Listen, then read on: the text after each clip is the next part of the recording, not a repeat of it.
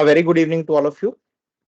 So, today we are here again this Wednesday to continue with our Organon series.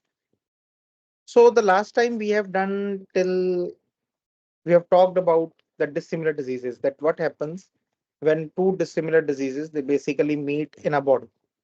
So, we have done those three scenarios to understand that how if we give a medicine which produces a dissimilar effect in the body, that it will not be capable of removing the disease from the body. It will not be capable of curing the patient. Now, today we will talk about the similar diseases. That how similar diseases basically can cure the similar disease, the other similar diseases. So there will be few examples of cures which happen naturally, and these some of the observers they observed this thing, and then Dr. Hahnemann will talk about how we can use this law of similia similibus currenter, that similars can cure the similars.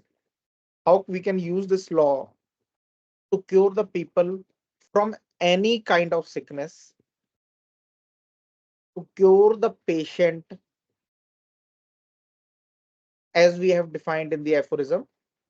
Two, how the ideal cure should be done, that the disease should be annihilated from all the aspects, from all the parts of the body. So we will start with our today's presentation.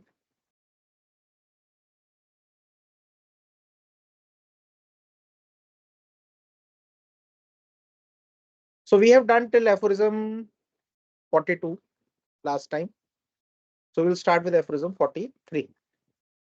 So totally different, however, is the result when two similar diseases meet together in the organism. That is to say, when to the disease already present, a stronger similar one is added.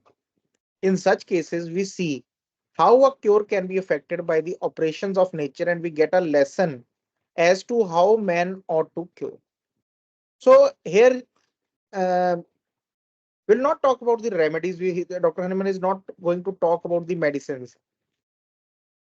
He is basically going to talk about how similar diseases in the operation of the nature, like when some similar disease came, how it basically cured the older malady which was similar to it. So two diseases similar to each other can neither, as is asserted of the dissimilar diseases in first example, repel one another. Like in the first example of the dissimilar diseases, we have seen this, that when two diseases which are similar, they cannot repel one another. Nor, sorry, they can repel one another, because if there is a disease which is present, which is stronger, and a dissimilar disease which is weaker, it basically tries to come inside the body, tries to affect the body, then this, the stronger, the older one, will repel the new disease from coming or affecting the body. So he said that the two diseases which are similar, they cannot repel each other, because they are not dissimilar, they are similar, so they cannot repel each other. Nor, as has been shown of dissimilar diseases in the second example, suspend one another. But like the dissimilar diseases in the second example, if a stronger one is coming, the weaker is suspended for some time. And when the stronger one has basically affected the whole action on the body, then the weaker one comes back again. So Dr. Herman is saying that the similar disease cannot do like this also, because of the similarity, so that the old one shall return after the new one has run its course. And just as little can two similar diseases, as has been demonstrated in third example respecting dissimilar affections, exist beside each other in the same organism, or together from a double complex which should be formed. Together form a double complex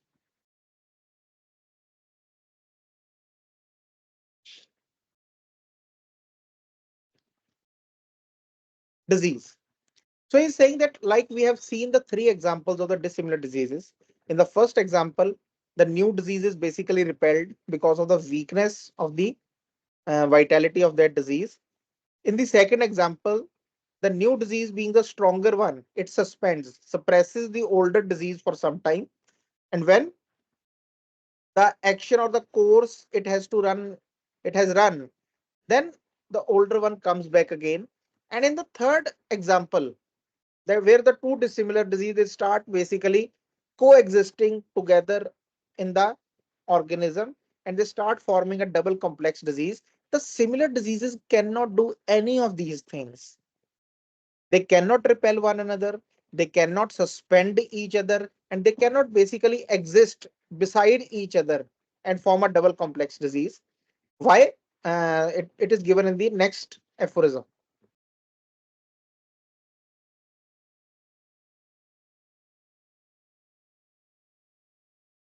No, two diseases differing, it is true, in kind, but very similar in their phenomena and effects, and in the sufferings and symptoms. They severally produce, invariably annihilate one another whenever they meet together in the organism.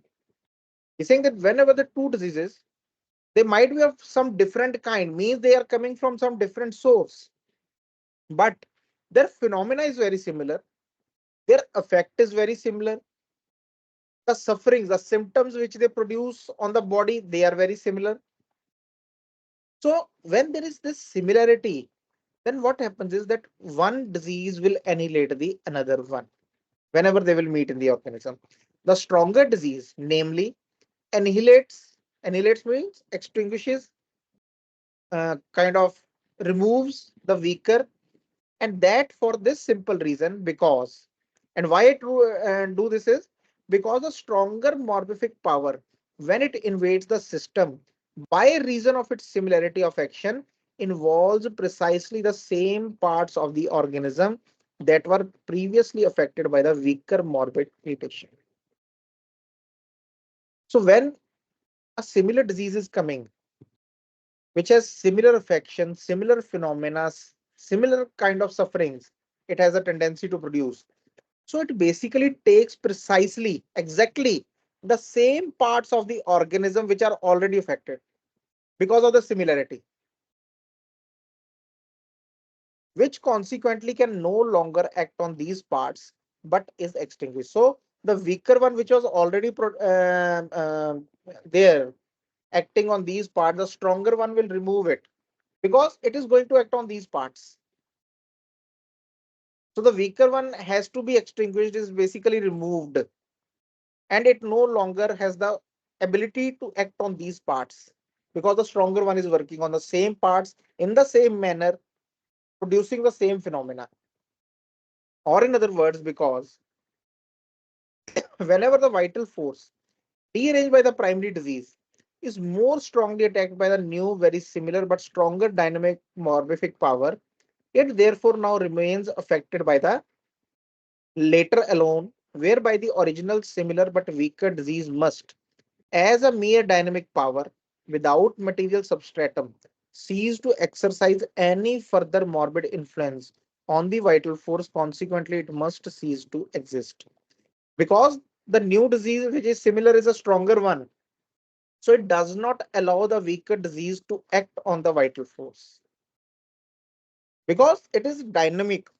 It have both the diseases are dynamic in nature. All the diseases are dynamic in nature.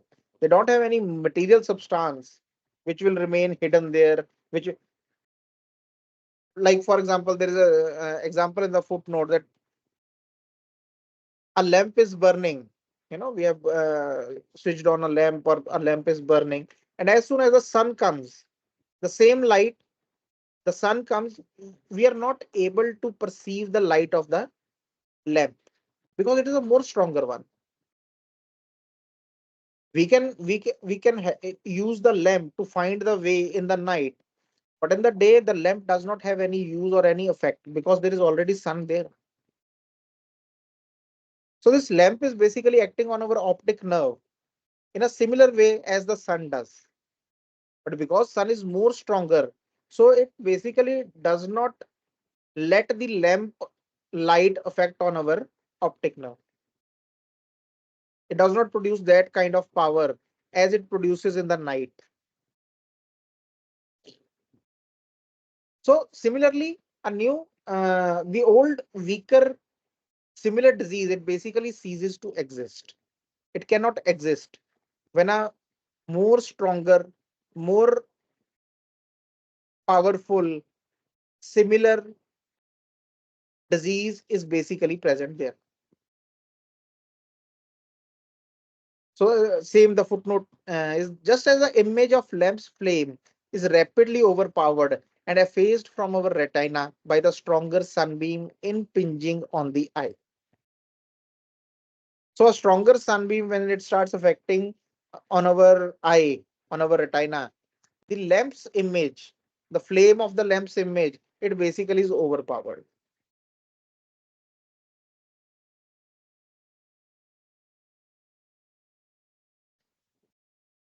Hmm. So aphorism 46. So now in this aphorism, Dr. Henneman will give the examples. I have not written the reference of each example, but it is given in the footnotes of the aphorism 46. The references, the books from where he is taking these examples, it is given there. So if you just might to cross check, or if you want to go more deeper into those books, you can refer it there. But he has given the examples. Many examples might be adduced of diseases which, in the course of nature, have been homeopathically cured by other diseases presenting similar symptoms. Were it not necessary, as our object is to speak about something determinate and indubitable, to confine our attention solely to these few diseases which are invariably the same, rise from a fixed miasm, and hence merit a distinct name.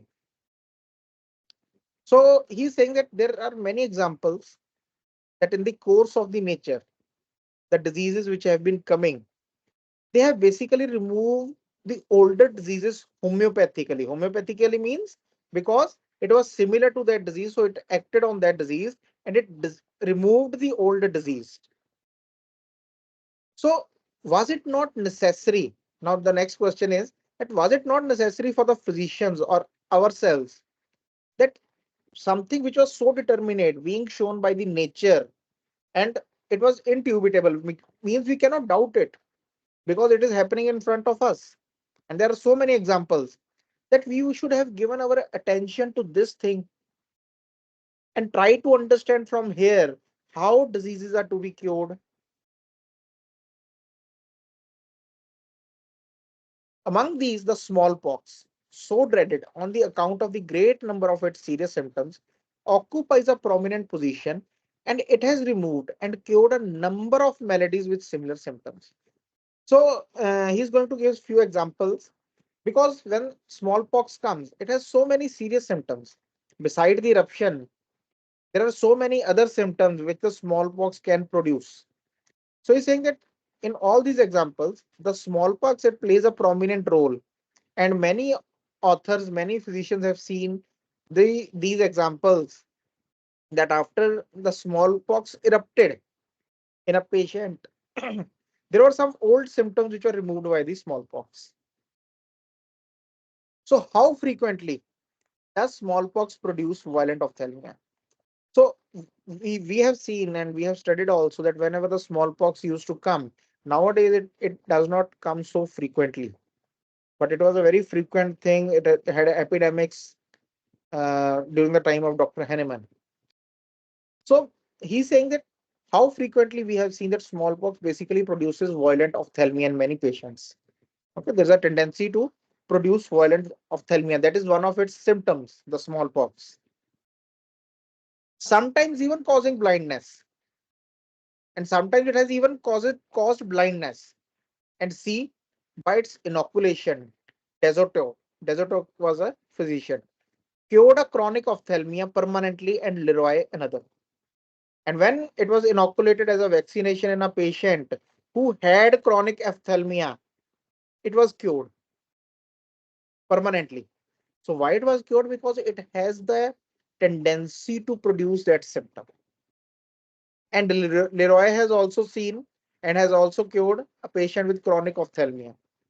An hemolysis of 2 years duration, consequent on suppressed scald head. So some patient they had a scald head. Scald head is like a ringworm, kind of ringworm, which got suppressed and caused amaurosis. Amaurosis is a partial or complete blindness of the eye. Was perfectly cured by it according to Klein. It means smallpox.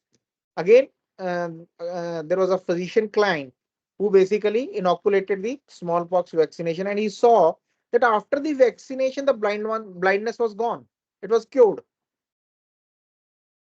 How often does smallpox cause deafness and dyspnea? Again, that smallpox basically causes deafness and dyspnea also very frequently.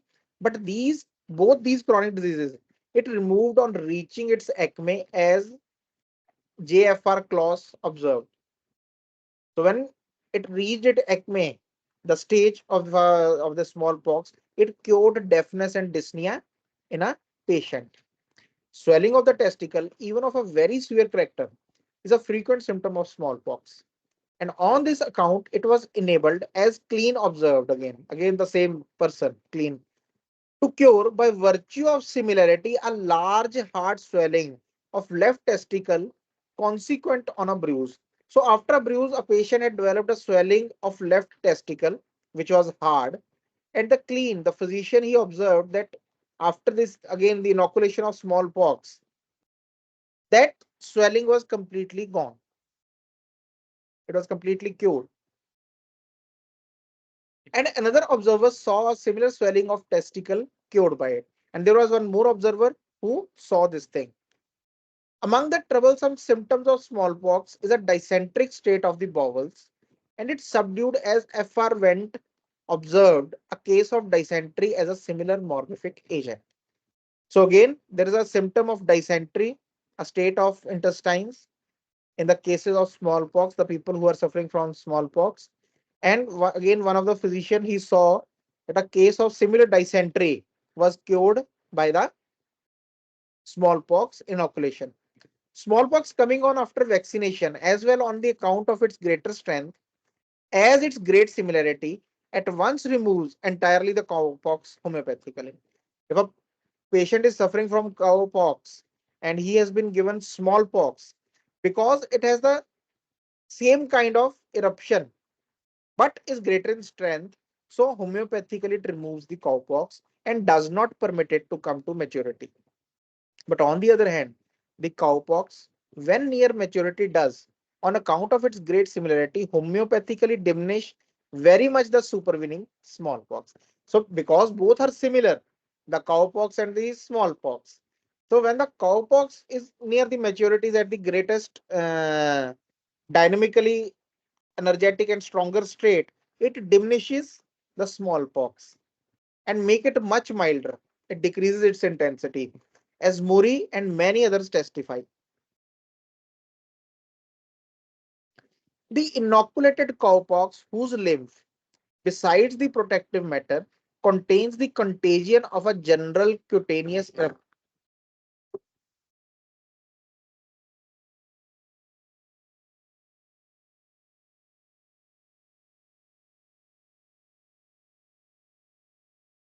sorry. The inoculated cowpox, whose lymph, besides the protective matter, contains the contagion of a general cutaneous eruption of another nature, consisting of usually small, dry, rarely large pustular pimples resting on a small red aureola. So it is a character of eruption which the cowpox basically produces. There is a small red aureola uh, surface, red surface on which a small pimple or many pimples are basically seen, frequently conjoined with round red cutaneous spots and often accompanied by the most violent itching.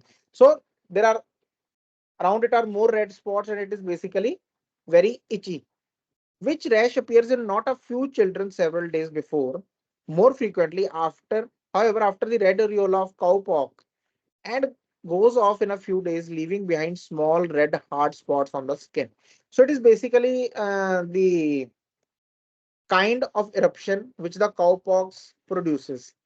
The inoculated cowpox, I say, after it has taken cures perfectly and permanently in a homeopathic manner by the similarity of this accessory mechanism, analogous cutaneous eruptions of children, often of very long standing. So, in those children who had these kind of eruptions from a long time, not because of the cowpox, but they had these eruptions. They had naturally developed these kind of eruptions where the skin was very red. There was a red areola, red round, and there were small pimples inside that part, and it was very itchy. So after the inoculation of the cowpox, now because cowpox also produces the same kind of lesion, the same kind of eruption. So after the inoculation of cowpox, even in those children who had these kind of eruptions from a long, long time, number of observers have seen this thing that they were permanently homeopathically removed. And it is not that they were suppressed, they were permanently and perfectly cured.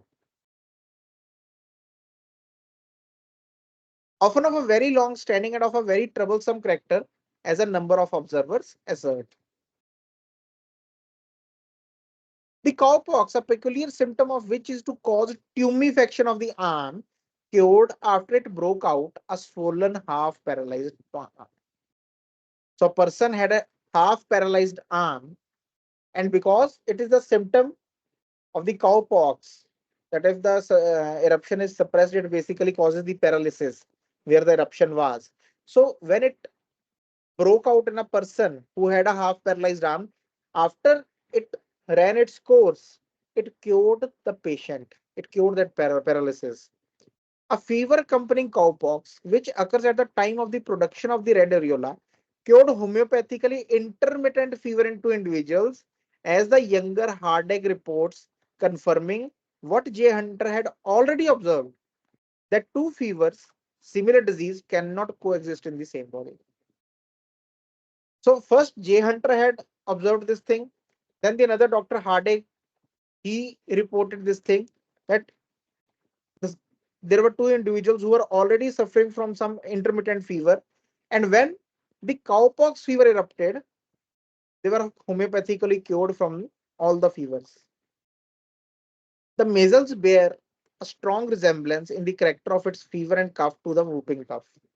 And whence it was that Boscawen noticed in an epidemic where both these affections prevailed that many children who then took measles remained free from whooping cough during the epidemic.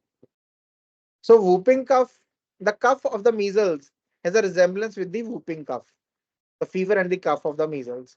So, there was this Dr. Boscawen who noticed this thing that in an epidemic, both these diseases were prevalent. Some were having whooping cough and some were having measles. But all those children who got measles, they were not affected by the whooping cough. Or even if they had whooping cough after the eruption of the measles, the whooping cough was gone. They would all have been protected from and rendered incapable of being infected by the whooping cough in that and all subsequent epidemics by the measles. If that whooping cough were not a disease that has only a partial similarity to the measles, that is to say, if it had also cutaneous eruption similar to what the latter possesses. As it is, however, the measles can but preserve a large number from whooping cough homeopathically, and that only in the epidemic prevailing at the time. So it means that the measles can basically preserve homeopathically people from not having whooping cough if the whooping cough is prevalent at that time. And it has been seen in those epidemics that when the whooping cough was prevalent and the measles broke out, the children who had measles, they were not affected by the whooping cough. If, however, the measles come in contact with a disease resembling it in its chief symptom, the eruption, it can indisputably remove and affect a homeopathic cure of the latter. Thus, a chronic herpetic eruption was entirely and permanently homeopathically cured by the breaking out of the measles, as Cortum observed. So, in a patient who had a chronic herpetic eruption from a long time, when the measles broke out, because it has the resemblance of the eruption, it basically cured that patient homeopathically after the measles was broke after the pet that patient was affected by the measles. An excessively burning miliary rash on the face, neck, and arms that had lasted 6 years was aggravated by every change of weather on the invasion of measles, assumed the form of a swelling of surface of the skin. After the measles had run its course, the exanthema was cured and returned to normal. So there was this eruption of 6 years, miliary rash on face, neck, and arms, and it used to get aggravated by every weather change. And on the invasion, on the this coming of the measles, when the patient was affected by the measles, and there was swelling of the surface of the skin. After the measles, it ran its course. That exanthema, that miliary rash was cured for always and it never returned. So from here, that is why Dr. Henneman is saying that all these observers, they observed this thing. They observed that these kind of things are produced by the measles, which are being cured by the measles. These kind of things are produced by the smallpox, which are being cured by the smallpox. These kind of the things, eruptions or the some other things are produced by the cowpox, and in other patient it is being cured after the cowpox or the measles or the smallpox it erupted. So is it that why we have ignored it for so long time? Nature has been telling us that this is the way how the diseases are to be cured. And why he has given these examples? Because these things were chronic. The people were suffering from so long time. The blindness, the miliary rash, the hardening of the testicles. They were suffering from it from very long time. And when this thing happened and it got cured, it never returned. It never returned. So it was not merely suppressed. It was completely cured. In second example, of the dissimilar disease, it will remain suspended and suppressed. And whenever the course will be finished of these diseases, they will come back again. But it was not the same thing here. These diseases, they never came back. So footnote to aphorism 46, the examples adduced in this place in the former editions of the organon, except the last of chronic maladies cured by the itch, can, according to the discoveries and explanations I had given in the first part of my book on chronic diseases, be looked upon as only a certain degree homeopathic cures. So he's saying that all these examples which I have given here and the examples which I have also explained in the chronic diseases, they should be considered as a certain degree of the homeopathic cures. The great maladies which thereby disappeared, suffocative asthma of many years standing, pulmonary phthisis, were themselves originally of psoric origin, widely spread life-threatening symptoms of an ancient sora that had been fully developed in the interior of the system, which was again transformed into the simple form of the primitive itch disease by the cutaneous eruption resulting from the new infection, as always happens in such case, whereby the old malady and the dangerous symptoms are made to disappear. Just a minute.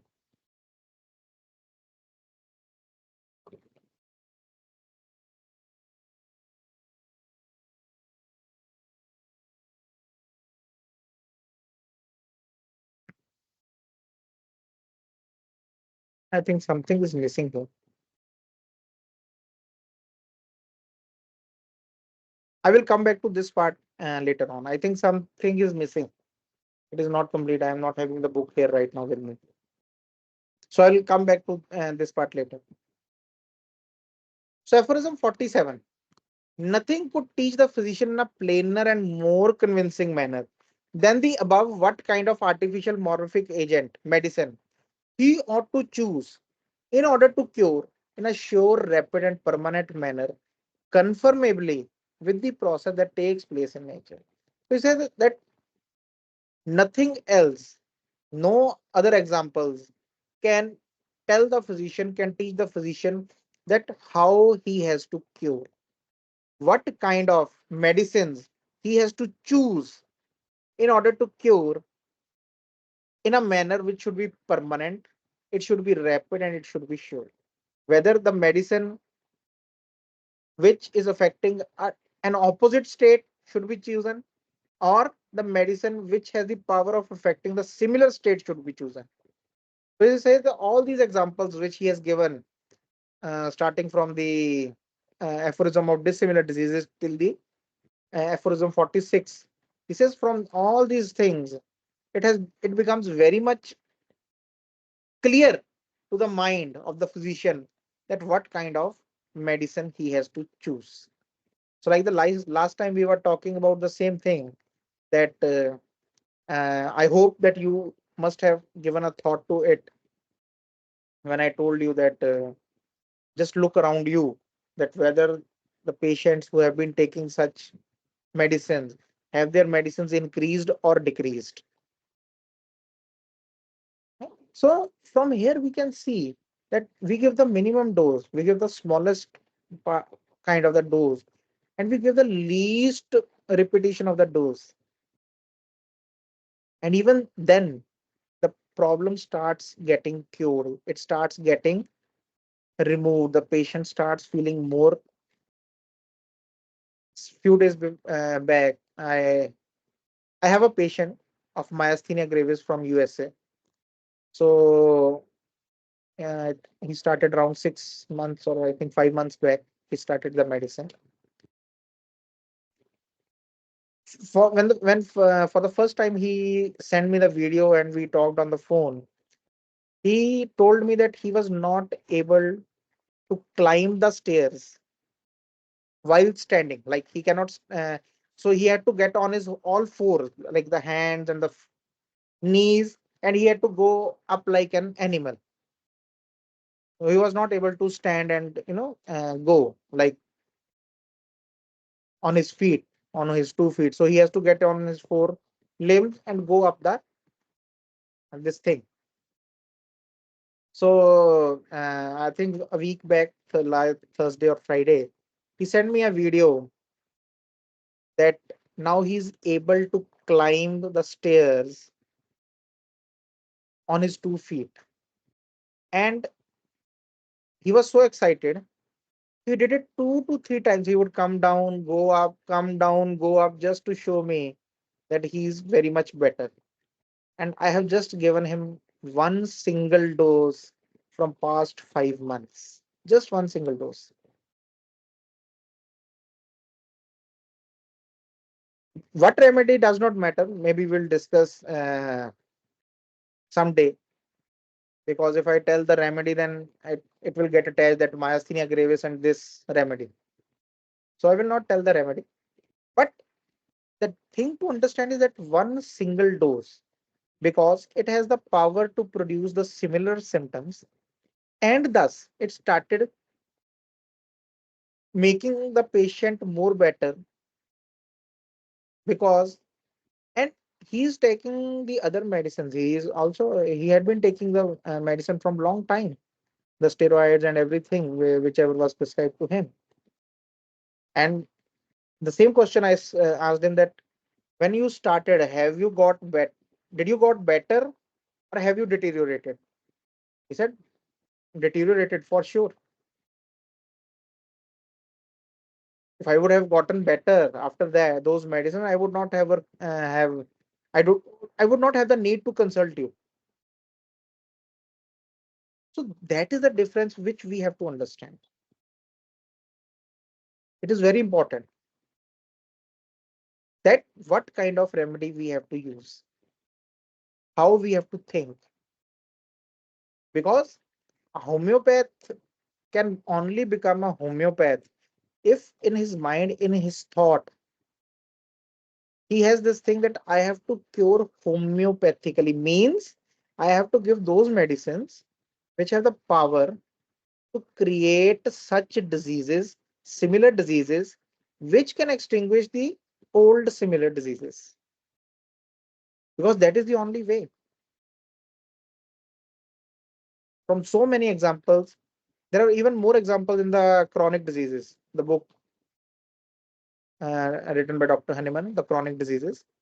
So there he has given even more examples about this thing. Okay, so from there we have to have this thing in our mind that yes, that is the differentiation why homeopathy can basically cure, and why the other systems they usually are not much able to help in curing. They might palliate the patient, they might uh, give a temporary amelioration, but when we are talking about cure, the cure can only be done in a single way, that is by those medicines which can produce the similar effect on the disease which is already there. So we'll do till aphorism. I will come back next time with the footnote, I think, because either I have written something wrong or something is missing. So I'll just check and we will discuss the footnote in our next meeting. So with that, I will take your leave. If there are any questions regarding this thing, you can send them to me and we will discuss in our next meeting. Thank you. Thank you so much. Have a very nice and good day.